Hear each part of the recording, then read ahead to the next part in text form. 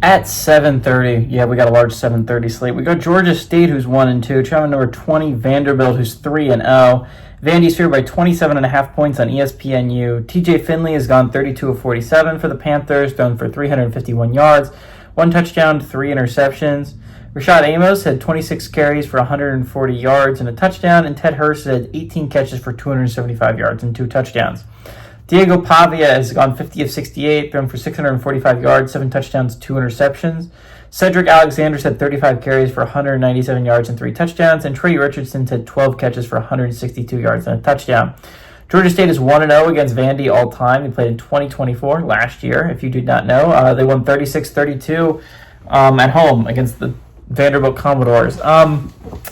Georgia State had the chance to do the funniest thing ever. They were really bad last year. If you do not remember what happened last year, Vanderbilt went to Georgia State and lost to a team that went 3-9 the entire year.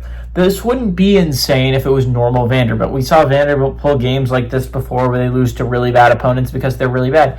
But Vandy was good last year. We were good. How did it happen is a big question. They are arguably better this year, and Georgia State is arguably worse. So we shall see if Vanderbilt's able to hold on. Again, Vandy's coming off a massive win over South Carolina, a game that puts them in the conversation suddenly, right? I mean, that's what this season start is, right? We don't know what the good teams are, not really, until we see the start of conference play. And then we can start to wean it down, start to narrow it down, be like, okay, these are the teams that we actually think are realistic contenders for the college football playoffs. Vanderbilt put their name at least into the hat with the win over South Carolina, a dominant win over South Carolina, I might add. Now, Vandy still has an extremely difficult schedule in front of them, but there is a very clear path to 5-0 if you're Vanderbilt, which is pretty nice if you're the Vanderbilt Commodores, right? This game and the next game is out-of-conference games against Georgia State and Utah State. Very solid path to 5-0. They play, I think, 6 ranked games, but only 3 of them are ranked higher than them, so that's like a bright side if you're Vanderbilt. You only have to really upset like 1, maybe 2 teams. So if you're Vanderbilt, you're honestly not sitting in a bad spot to put yourself into the college football playoff picture.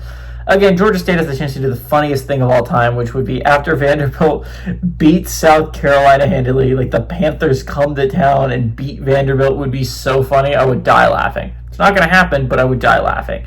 Vandy seems like a good team this year. Diego Pavia is, again, a very good quarterback for the college football realm.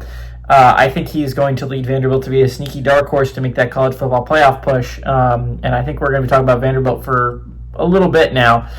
So give me the Commodores to win. I like the Commodores to cover at home.